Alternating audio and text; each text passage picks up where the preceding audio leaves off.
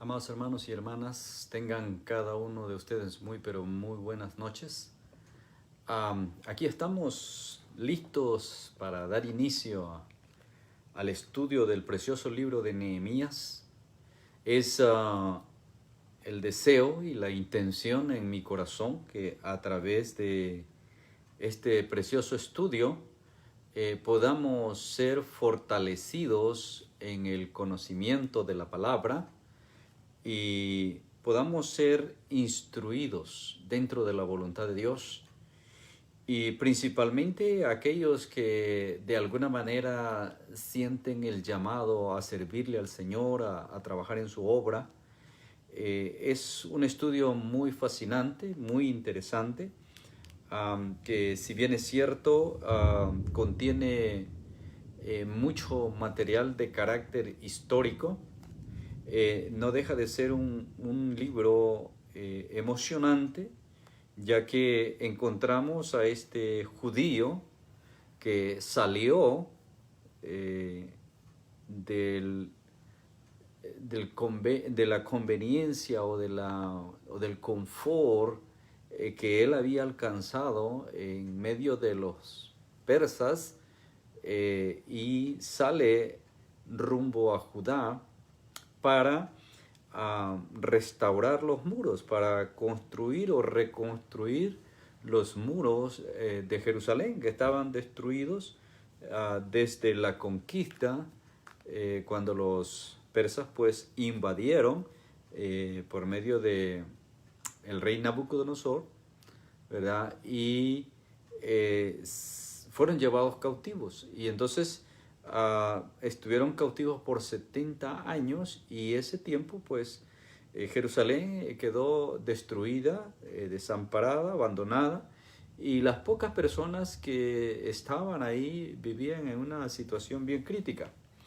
Pero este personaje, Nehemías, salió para restaurar los muros con una misión de levantar los muros caídos, pero nos dejó no solamente una lección del liderazgo, sino un legado tanto para el pueblo de Israel, para el pueblo judío, como para nosotros, la iglesia. Tanto así que hoy día se habla mucho de la experiencia de este judío llamado Nehemías y cómo Dios lo utilizó a él para concretar la obra de restauración de los muros de Jerusalén. Entonces vamos a estar hablando durante las siguientes 13 semanas, o sea, vamos a tratar de cubrir un capítulo por semana, ya que son 13 capítulos del libro, y vamos a tratar de cubrirlo a la mejor manera posible. Entonces, vamos hoy simplemente a hacer un panorama introductorio y vamos a hacer un pequeño recuento histórico, ¿verdad? Acerca del libro de Nehemías.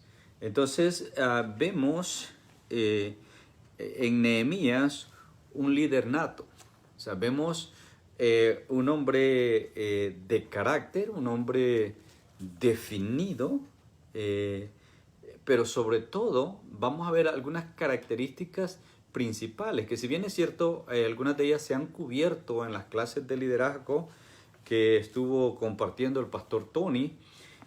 Vamos a ver que algunas cualidades de ellas las vamos a encontrar aquí en Jeremías, quien pues efectivamente fue un gran líder y nos dejó a nosotros mucho material para poder desarrollar también nuestro liderazgo dentro y fuera de la iglesia. ¿Okay? Entonces, vamos a ver que en el periodo que corresponde a Nehemías, históricamente, según los teólogos, según los eruditos en la palabra y los mismos historiadores, es ubicado en el año 445 al 443 antes de Cristo. ¿Okay? Ahora, vamos a ver más adelante que hay ah, ciertos argumentos en cuanto a la fecha, y creo que cuando lleguemos más adelantito, cuando hablemos del rey, vamos a ahondar un poquito más de eso. El libro de Nehemías, eh, podríamos clasificarlo como la continuación de los libros de Crónicas. Hablaríamos de 4 crónicas. Hablaríamos de Primera de Crónicas, Segunda de Crónicas, que son los 2 libros que conocemos, que están en el canon de la Biblia, dentro de los 66 libros, perdón. Y el tercero sería Esdras. Y entonces el cuarto, Crónicas 4, vendría a ser Nehemías. Podríamos clasificarlo de esa manera, por el contenido que ambos tienen. Entonces, si bien es cierto, nosotros podemos estudiar solo el libro de Nehemías, parece que al principio esa no era la intención, ya que tienen un mensaje en común. O sea, el contenido principal de Esdras, vamos a ver que es el mismo de Nehemías. Entonces, nosotros vamos a estudiar Nehemías, pero en realidad está íntimamente ligado con Esdras.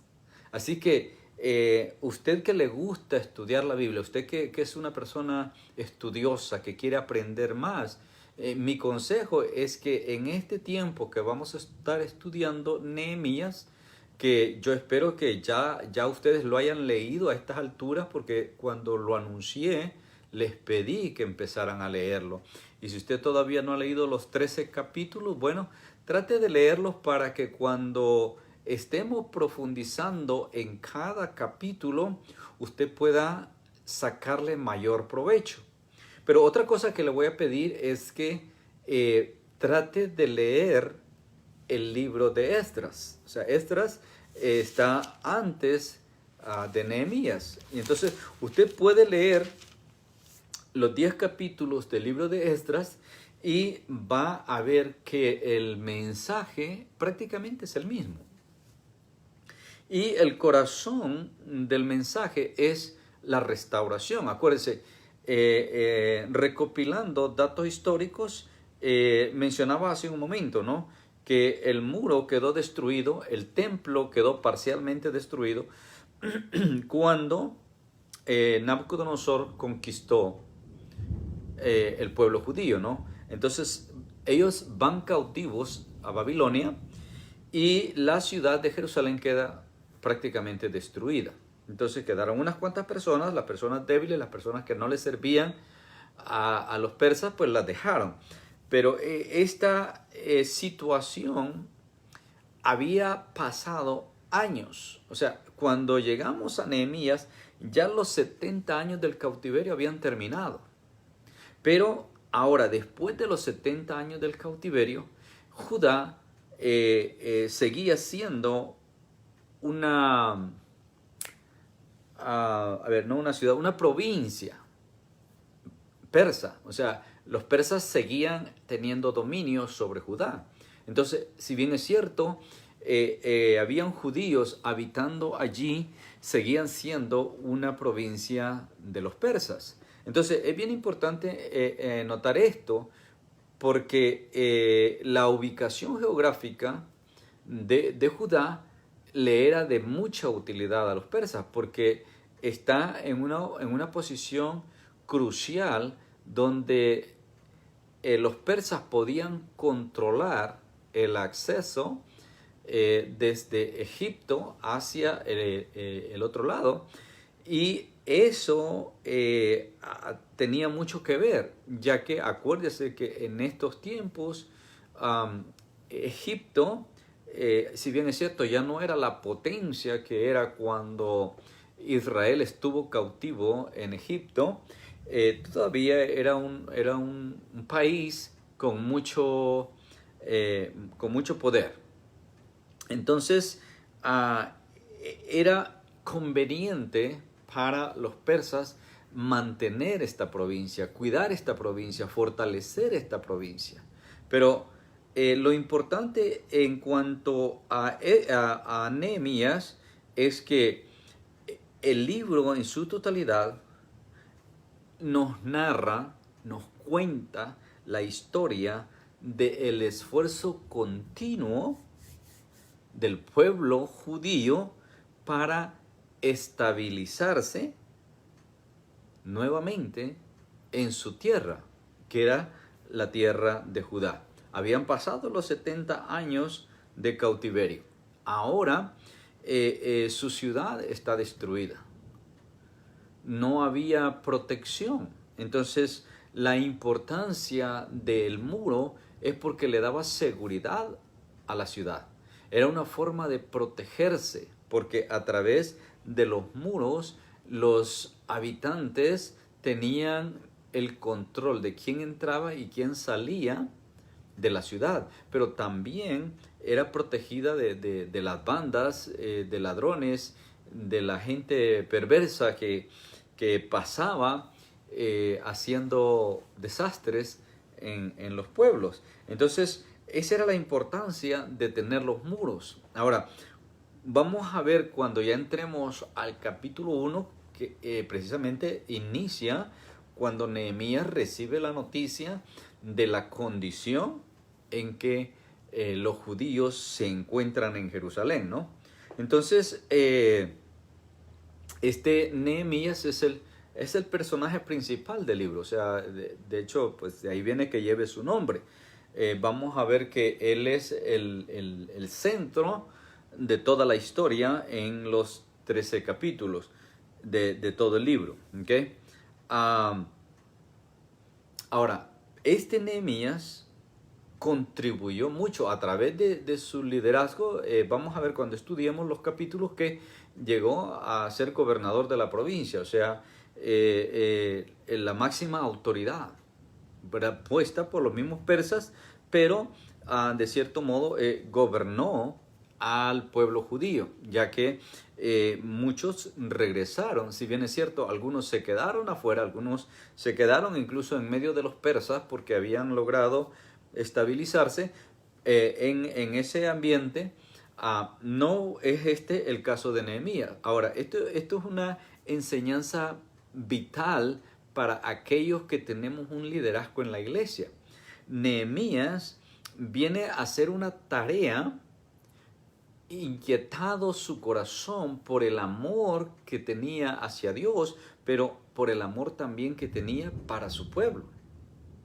Nehemías tenía una posición importantísima en el reino persa, ya que era el copero del rey. ¿Okay? Entonces, como copero del rey tenía muchos privilegios, o sea, era un trabajo privilegiado, pero a la vez peligroso, ¿no? Pues ya que mucha gente, pues, podría intentar matar al rey y el trabajo de Nehemías era probar todo lo que el rey tomaba, ¿verdad? Entonces esa era la función del copero, de modo que si alguien quería envenenarlo, matarlo, entonces primero iba a morir Nehemías. Pero eso le permitía estar ahí en medio de la realeza, en medio de la corte de los reyes y los príncipes y la gente importante del pueblo persa. Ahora, acuérdense que Persia, en este momento, pues es el imperio que domina el mundo. Y esto le da una escuela a Nehemías. Escuela que se refleja cuando él empieza esta labor de la reconstrucción de los muros. Entonces vamos a ver que el proceso de restauración empieza en el tiempo de Esdras, o sea, Esdras viene antes con Zorobabel y tratan de, o más bien inician el proceso de restauración, pero los muros no son restaurados en el tiempo de Esdras. Es Nehemías el que concreta esta reconstrucción de los muros. ¿Okay? Entonces, Nehemías, a través de su liderazgo, logró que el pueblo se estabilizara, pero que también prosperara, o sea, que el pueblo se organizara mejor, ya que Nehemías muestra un nivel de organización excelente que todo líder en la iglesia deberíamos de tener. Entonces, cuando Nehemías siente en su corazón el dolor por lo que está pasando, su pueblo es inquietado por el rey. Y entonces él le hace saber al rey y el rey le permite, pero no solamente le permite ir, sino que le facilita el camino, le facilita provisión, le da más de lo que Nehemías necesitaba para poder dirigirse a esta provincia Yehud o Judá, que es la provincia donde estaba Jerusalén. ¿Okay? Ahora, Zorobabel, que lo encontramos en Esdras, este Zorobabel es el que dirigió el proyecto para la reconstrucción del templo. O sea, el enfoque fue reconstruir el templo. Y entonces Esdras, que era sacerdote y también era escriba, Esdras se encarga de la restauración espiritual del pueblo. Entonces, el proceso de restauración empieza desde la primer salida. Acuérdense que eso es lo que está escrito, ¿no? Cuando Dios le revela al profeta Daniel respecto a las 70 semanas. Entonces Dios le dice que el tiempo iba a empezar a contar desde la salida del cautiverio. O sea, y la salida del cautiverio fue en etapas, o sea, no fue una sola vez, sino vemos que sale un grupo, después viene otro grupo, después viene otro grupo y así van restaurando. Entonces el proceso de restauración toma tiempo y en esta parte es donde estos tres personajes tienen una función importante que le deja al pueblo judío una herencia preciosa.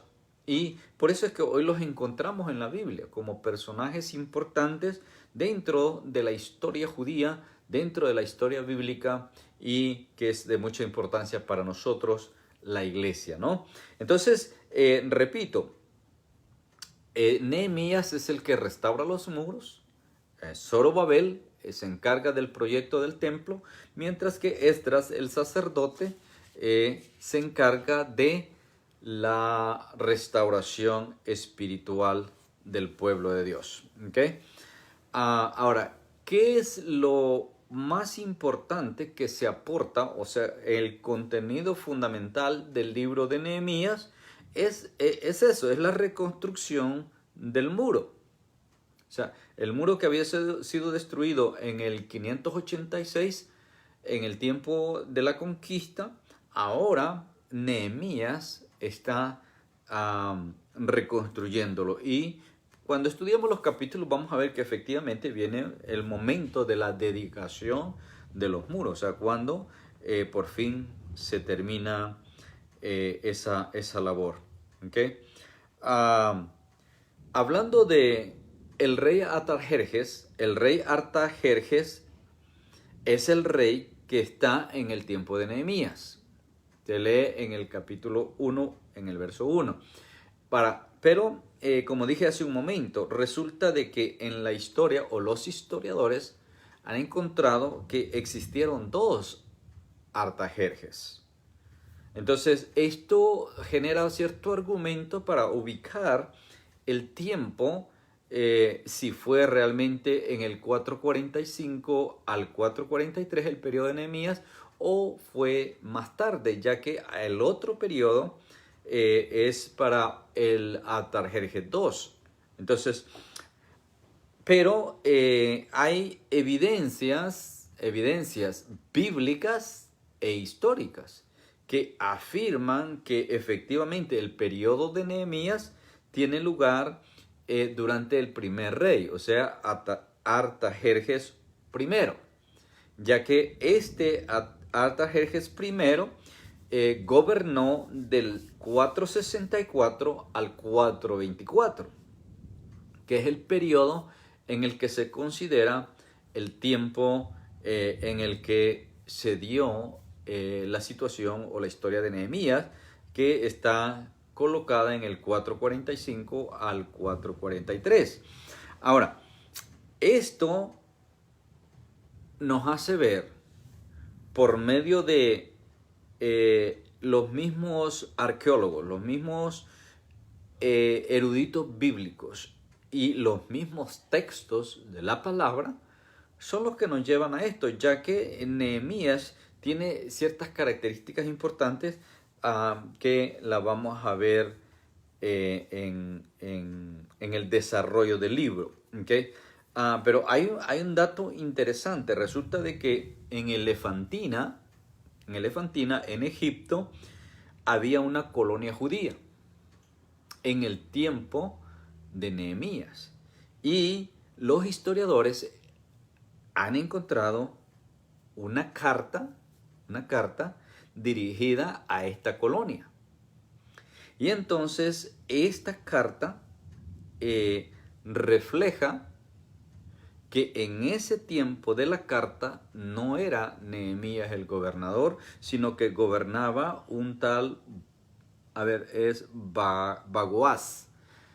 Y esta carta está fechada con el año 407. Entonces, esta carta es una evidencia de que efectivamente el periodo de Nehemías tuvo lugar durante el rey Artajerjes I, ¿verdad? Y por eso es que es ubicado en el 445. Estamos hablando antes de Cristo. ¿Okay? También otro dato importante es que Esdras aparece en compañía, aparece como compañero de Nehemías. O sea, aparecen en cierto momento haciendo parte del trabajo en conjunto. Y entonces, por ejemplo, en el capítulo 8, verso 9, en la renovación del pacto, aparece Esdras. Entonces, si tenemos a Esdras como el antecesor a Nehemías, pero a la vez vemos que en cierto modo son contemporáneos, o sea, es consecutivo. Mas si pasamos a Nehemías al periodo de Artajerjes II, entonces no coincidiría con Esdras, ¿verdad? Este es otro dato que nos permite ver esto, aparte del texto, ¿no? Como dijimos, el 8-9. También aparece en el 1236, cuando dedican el muro, cuando el muro queda terminado y hacen la dedicación, aparece también el sacerdote Esdras. Entonces vemos, amados hermanos, que hay datos históricos, también hay textos bíblicos, ahora, que nos pueden dar una credibilidad en cuanto al libro. Acuérdense de que a la hora de la elaboración del canon bíblico, algunos libros que circulaban, que eran considerados de utilidad, fueron dejados fuera del canon simplemente porque no se consideraron inspirados por Dios, aunque tenían un contenido histórico de mucha importancia, como es el caso de los macabeos. Tenemos el mismo Jeremías y otras cosas otros libros que eran de mucha importancia, que son de mucha importancia, ¿verdad? Dentro del contexto histórico.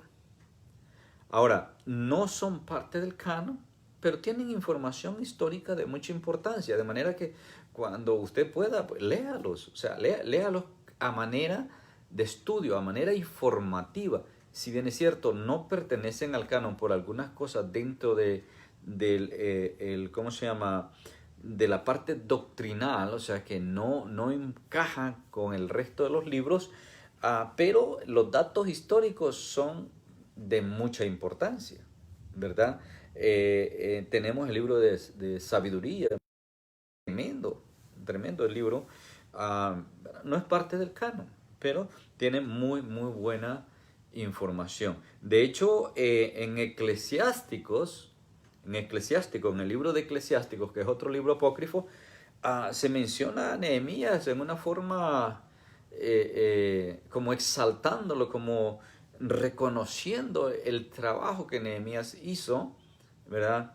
Y esto está en este libro que no es parte del canon, pero que, como dije, a manera de historia, nos alimenta, nos da más conocimiento, nos permite entender mejor el texto y el contexto de lo que estamos estudiando y nos enriquece más en el estudio de la palabra, ¿no?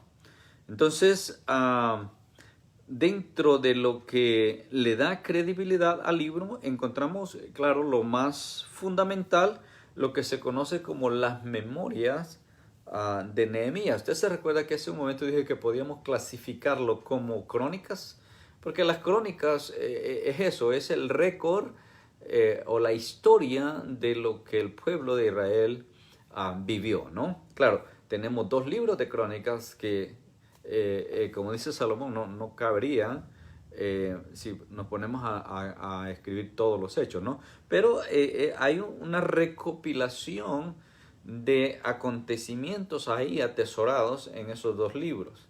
Entonces, las memorias de Nehemías es aquello que se cree que literalmente es escritura de su mano, o sea, por él mismo. Y los primeros 7 capítulos vemos ahí eso, vemos a Nehemías directamente. Aparte, la parte final del capítulo 12 y el capítulo 13, considerados como las memorias de Nehemías. Pero también dentro de las memorias, el mismo libro contiene las memorias de Esdras. O sea, cuando hablamos de las memorias de Esdras, estamos hablando de los acontecimientos del el sacerdote Esdras. Y capítulo 8, 9 y 10 encontramos entonces a Esdras. ¿Okay? Nehemías contiene, dijimos, parte esencial del mensaje que se había dado a conocer antes por Esdras. Entonces, por eso dije, si lo clasificamos como crónicas, sería Crónicas 4. Esdras sería Crónicas 3, Nehemías sería Crónicas 4. Pero, como están separados, podemos estudiarlos separados. Podemos estudiar Esdras y podemos estudiar Nehemías separados, pero están íntimamente ligados, ¿ok? Entonces, otra cosa importante es que el que escribió el libro de Nehemías, sin lugar a duda, es una persona con mucha habilidad, es un historiador nato. Y, por ejemplo, leemos en el 1:1, palabra de Nehemías, hijo de Acalías. Y luego dice, aconteció en el mes de Quisleu, en el año 20. O sea, eso solo lo hace un historiador. Acuérdense que en las crónicas es como un conjunto de actas. ¿Okay? Un acta se redacta con la información básica de lo que ha acontecido, de lo que se ha tratado, y no puede faltar la fecha y la hora.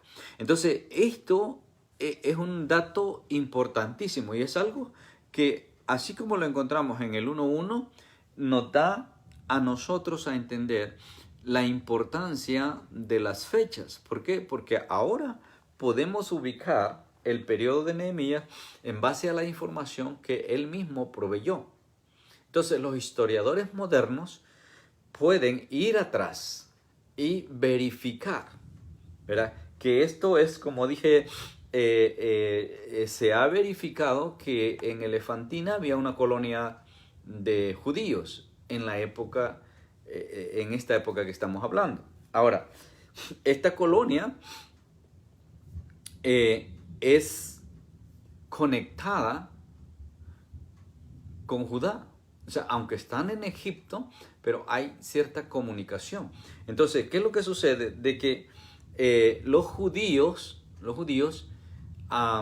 acuérdense que habían recibido por mandato estudiar la ley de Dios todos los días. Entonces, el mandato era que ellos iban a transmitir la ley de generación en generación. Y por eso es que se habla de unos papiros en Elefantina. Entonces, aparecieron unos papiros. Ahora, ¿cuál es la importancia de estos papiros? Porque tienen textos antiguos, textos que confirman pasajes bíblicos que han estado ahí por siempre. Entonces, pero esto ya sería meternos en la arqueología, o sea, ver la gente que estudia las cosas antiguas, ¿no? Pero para nosotros, hermanos, solamente entender lo básico, lo general de cómo esto tuvo lugar y cuál es el enfoque importante para nosotros es que Nehemías tenía una tarea, tenía una comisión de restaurar los muros. Eso es lo que nos interesa a nosotros.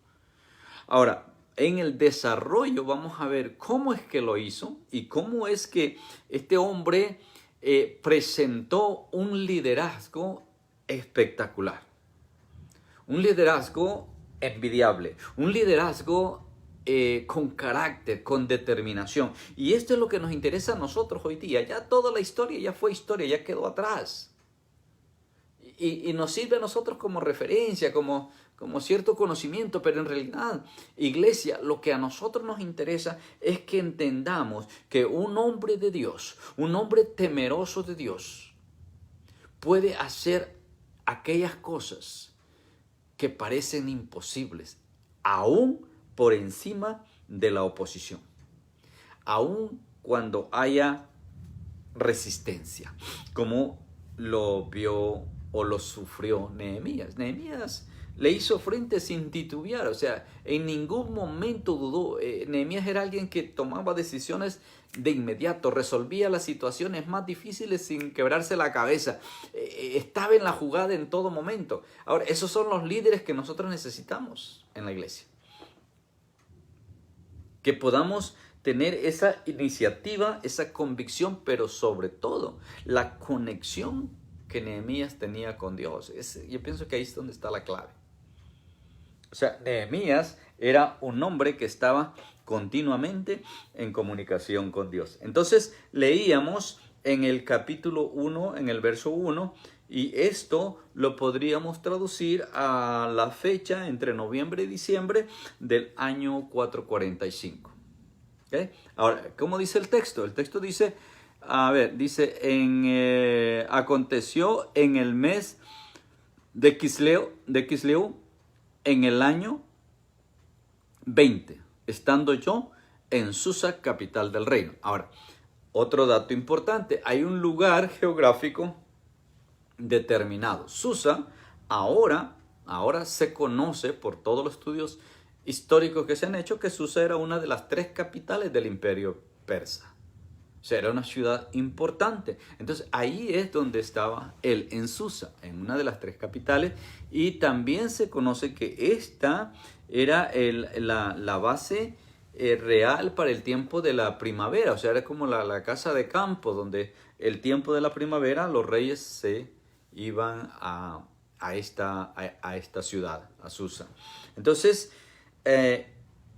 existió Susa hay evidencia histórica. Entonces, si podemos verificar históricamente eso, entonces vemos que el texto le da credibilidad. Entonces, ¿qué es lo que estamos hablando, no? De por qué nosotros vamos a aceptar este libro, por qué vamos a darle el visto bueno a este libro que vamos a estudiar, ¿no?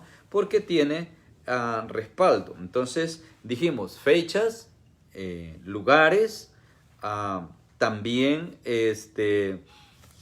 aparte de los lugares, también nos da personajes, ¿verdad? Personajes, por ejemplo, leemos el rey Artajerjes. O sea, es un personaje que reinó durante un tiempo en el Imperio Persa. Pero también aparece Sanbalat, otro personaje que se sabe a través del estudio histórico que en un momento Sanbalat fue gobernador de Samaria. Ahora, Sanbalat es el que hace la batalla, ¿no? La contraposición, el que le hace la resistencia a Nehemías. Entonces, personajes específicos que nos dan información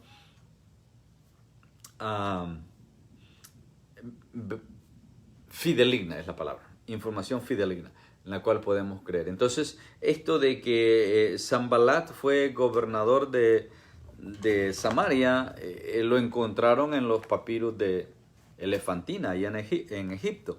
Y entonces es información clave que nos lleva a nosotros a ubicarnos en la legitimidad del texto que estamos estudiando, ¿ok?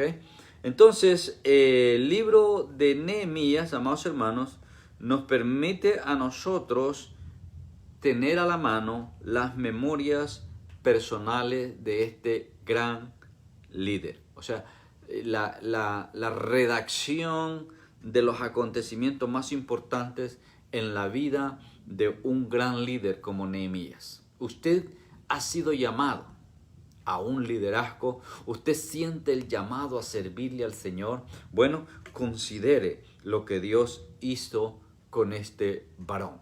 Ahora, si usted lee en el capítulo 4, ¿okay? Cuando hay oposición, en el verso 14 del capítulo 4, Nehemías le dice al pueblo: no tengan miedo delante de ellos. O sea, no se atemoricen, ¿okay? Sino acuérdense del Señor. Acuérdense del Señor, que es grande y es temible. Y ustedes vayan y peleen. Es una actitud de ánimo, pero también de valentía, de determinación. ¿Sí? No nos vamos a intimidar porque las voces que le llegaban, los comentarios que le llegaban eran para salir corriendo. Pero Nehemías dice: no, esto es lo que vamos a hacer. Y los armó a todos y dijo: y si vienen, pues vamos a pelear. Ustedes van a pelear, van a defender su casa, van a defender a sus mujeres, van a defender a sus niños. Y esto es lo que cada líder en la iglesia, amados hermanos, debería de tener. ¿Ok? Entonces, Nehemías nos deja ver a nosotros, amados hermanos, que si nosotros amamos a Dios y nos mantenemos en comunión con Dios y obedecemos lo que Dios pone en nuestro corazón para hacer un trabajo, para hacer una tarea, para ejecutar una encomienda de parte de Dios, entonces Dios se va a encargar de suplir lo que necesitamos, pero también Dios va a estar con nosotros. Y no importa cuántos se levanten en contra nuestra, el Señor estará con nosotros y nos dará la victoria. Podremos salir triunfantes en cualquier prueba, en cualquier dificultad, si nosotros nos mantenemos enfocados en lo que estamos haciendo. Entonces vemos en Nehemías un hombre de Dios. Ese es en general el concepto de Nehemías, un hombre de Dios. Entonces, tú quieres ser un buen líder, primero tienes que ser un hombre de Dios o una mujer de Dios. De lo contrario, tu liderazgo va a ser mediocre. Solamente aquellos que son hombres y mujeres de Dios son los que pueden ejercer un liderazgo como el de Nehemías. Nehemías nos muestra que era un hombre de oración. Él no tomaba una decisión sin antes consultar a Dios.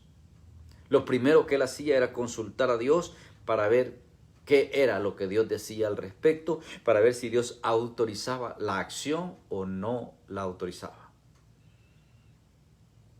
Nehemías era valiente. Lo primero que Nehemías hace es salir a recorrer alrededor del muro, a ver en qué condición estaba el muro, porque le habían dicho que estaba destruido todo. Ahora, él sale a recorrer los muros, pero él muestra valentía cuando tiene que enfrentar a los enemigos. Cuando Sanbalat y Tobías se levantan en contra, él los puede enfrentar con sabiduría y puede hacerle frente de la manera correcta. Y no pudieron detener la obra, porque Nehemías organizó a la gente. No solo organizó el trabajo, organizó a la gente de tal manera que estos que querían impedir la reconstrucción de los muros no pudieron detenerlos. Y finalmente terminaron y celebraron la restauración de los muros. Pero porque había un líder. Ahora usted dirá, bueno, si ya los 70 años habían pasado, si ya más gente había regresado a Jerusalén, ¿por qué aún no levantaban el muro si era tan importante el muro? Bueno, es porque faltaba un líder como Nehemías. Simple. Muchas veces en la iglesia, amados hermanos, vemos que hay necesidad de hacer ciertas cosas. Vemos ministerios de mucha importancia que no están avanzando, que están estancados o que simplemente no tenemos ese ministerio. Pero usted dice, ¿y por qué? Porque falta un líder como Nehemías que se levante, que se ponga en la brecha y diga, pastor, aquí vamos. Lo vamos a hacer para gloria del Señor. Eso es lo que marca la diferencia. Entonces, eso es lo que permitió que Jerusalén por fin cerrara su muro. Ahora están retomando su condición que habían perdido en el tiempo de la conquista, o sea, cuando fueron conquistados por los babilonios, por los persas. Pero mire qué interesante. Dios les prometió que después de los 70 años los iba a hacer volver y que iba a convertir todo el daño en algo fructífero. O sea, que iba a resurgir. Y eso es lo que está pasando en este tiempo. Nehemías solo es un instrumento usado por Dios. Así como tú, así como yo, cada uno de nosotros que decidimos servirle al Señor, solo somos instrumentos. Lamentablemente hay personas que cuando son nombrados líderes de algo, pues se les suben los humos y ya se creen la mamá de Tarzán y no llegan ni a Chita. Pero ¿qué es lo que pasa? Que se enferman creyéndose superior, creyendo que ahora tienen una posición más alta, más elevada, que ahora todo mundo tiene que hacer lo que ellos dicen, que ahora ellos son los que van a dar las órdenes. Por favor, somos siervos de Dios. Eso no cabe dentro del liderazgo eclesiástico, porque dentro del liderazgo de la iglesia estamos para servir y no para ser servidos. Literalmente nuestro Señor y Salvador Jesucristo nos lo dijo de esa manera. que Él vino a servir y no a ser servido. Por lo tanto, tú, amado hermano, estás llamado a servir y no a ser servido. Y hay de aquellos líderes que se adueñan de posiciones o que ejercen dominio sobre la gente y tienen a la gente a su servicio. El Señor se va a encargar de cada uno de ellos en su tiempo. Pero usted, amado hermano, acuérdese, es un siervo, es una sierva. Por lo tanto, vamos a servirle al Señor y le vamos a servir con gozo. Y vamos a dejar que Dios nos moldee para que lleguemos a ser un instrumento útil en sus manos, como lo fue este varón Nehemías. Dios quiere usarte. Dios quiere glorificarse en tu vida. Dios quiere que la tarea que te ha encomendado se cumpla. Dios quiere que verdaderamente, amado hermano, tú vayas y reconstruyas esos muros, quizás en tu familia o quizás en tu iglesia. Yo no sé, pero Dios te está llamando a ti. Y ahora que vamos a estudiar Nehemías, yo espero que tú realmente valores esta enseñanza y la apliques en tu vida y des lugar a que Dios te moldee como un verdadero siervo, como una verdadera sierva. Permite que el Señor te use, permite que el Señor haga su voluntad en tu vida. Entonces, Nehemías era un hombre valiente, era un hombre esforzado, era un hombre organizado, era un hombre que dependía de Dios, era un hombre que daba oportunidad a los demás a participar en la obra. O sea, no es que él lo iba a hacer todo, no. Permitía que el pueblo participara. Y quizá el ser un hombre organizado dio lugar a que la obra tuviera éxito. Necesitamos ser organizados. Necesitamos organizarnos si queremos ser buenos líderes. Amados hermanos, a manera de introducción, esta es una información general, básica. Creo que hemos hablado bastante acerca del contenido de Nehemías. El próximo jueves iniciaremos el capítulo 1 y así sucesivamente.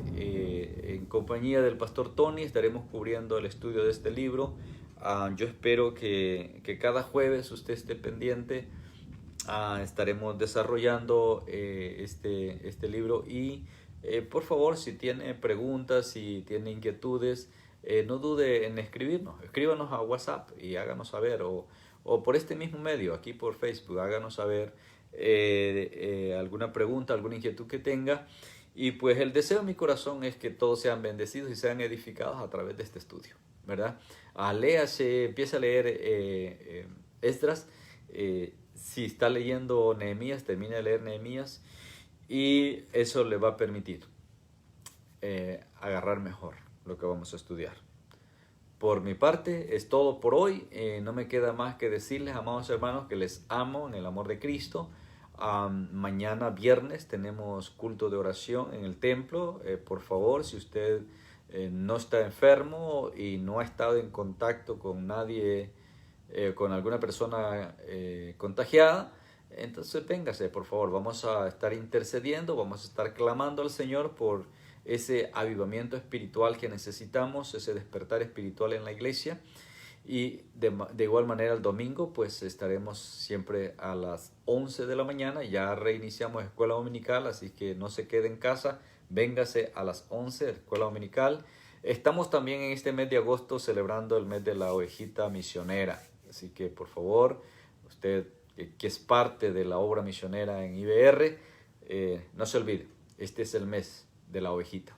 ¿Okay? Que reciban un abrazo a la distancia.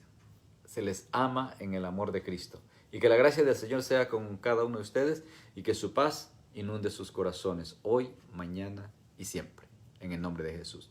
Amén y amén.